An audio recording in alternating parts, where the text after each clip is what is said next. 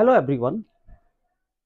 আজকে স্টেপ 158 আমি টু এর পরিবর্তে কখন অ্যান্ড ব্যবহার করতে পারি এমন একটা ছোট্ট টিউটোরিয়াল নিয়ে তোমাদের সামনে হাজির হয়েছি। আমরা টু প্লাস ভার্ব এর প্রেজেন্ট ফর্মটা ব্যবহার করি কোনো একটা কিছু করার জন্যে বা তে বা জন্য অর্থে, যেমন টু গো যাওয়ার জন্যে, টু সি দেখার জন্যে। তো টু এর পরিবর্তে কি আমরা অ্যান্ড ব্যবহার করতে পারি? এবং অবশ্যই পারি, এবং সেটা ইনফর্মাল কনভারসেশনে, অর্থাৎ আত্মীয় স্বজনের সাথে, বন্ধু বান্ধবের সাথে, নিকট কারণদের সাথে। চলো কয়েকটি এক্সাম্পল দেখি, আশা করি তোমাদের সবারই ভালো লাগবে। দেখো, try, go, come, run, hurry up, stay, be sure, এই কয়েকটি এক্সপ্রেশনে ক্ষেত্রে আমরা যদি টু এর পরিবর্তে অ্যান্ড কথাটা বলি ইনফর্মাল কনভারসেশনে, তাহলে ব্যাপারগুলো কি ধরনের দাঁড়ায় চলো দেখি। ট্রাই অ্যান্ড ইট সামথিং, আসলে আমি বলতে চাচ্ছিলাম ট্রাই টু ইট সামথিং, কিছু একটা খাওয়ার জন্য চেষ্টা করো। আমরা না বলে বলতে পারি try and eat something, you will feel better, তোমার ভালো লাগবে। কিছু একটা খাও, তোমার ভালো লাগবে। চেষ্টা করো, টু ইট সামথিং, কিছু একটা খেতে, ইউ উইল ফিল বেটার, তোমার ভালো লাগবে।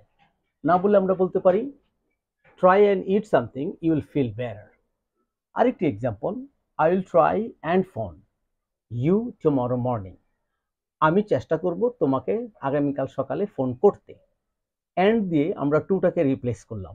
I will try to phone you, আমি চেষ্টা করব তোমাকে ফোন করতে টুমরো মর্নিং, আগামীকাল সকালে। টু না বলে আমরা কি বলতে পারি, I will try and phone you tomorrow morning.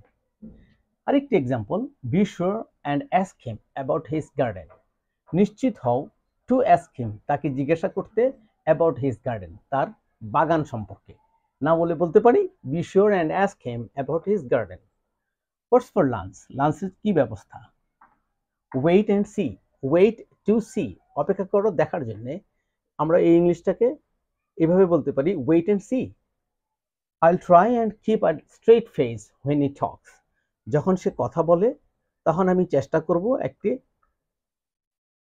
একদম সরাসরি একটা চেহারা ওর দিকে রাখতে, আমার মুখটা সরাসরি ওর দিকে রাখবো, চেষ্টা করব আমি। বাট আই কান্ট হেল্প, আমি এড়াতে পারি না স্মাইলিং, হাসিটা।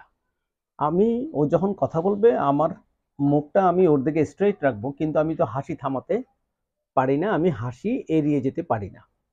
কাম and have a drink, come to have a drink না বলে come and have a drink, আসো সামান্য কিছু একটা পানীয় পান করো।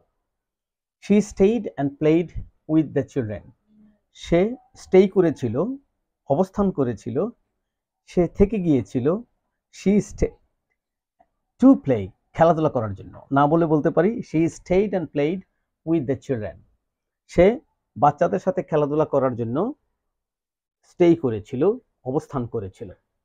লক্ষ্য করো, আমরা অ্যান্ড এর পরিবর্তে টু বলতে পারি, কিংবা টু এর পরিবর্তে অ্যান্ড বলতে পারি। তবে টু এর পরিবর্তে অ্যান্ড বলাটার কয়েকটা এক্সাম্পল আমরা দেখলাম, এবং অবশ্যই মনে রাখবে এগুলো ইনফর্মাল কনভারসেশনে সবচেয়ে বেশি ব্যবহৃত হয়ে থাকে।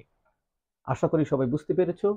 Please subscribe my channel and share it among all your friends and family.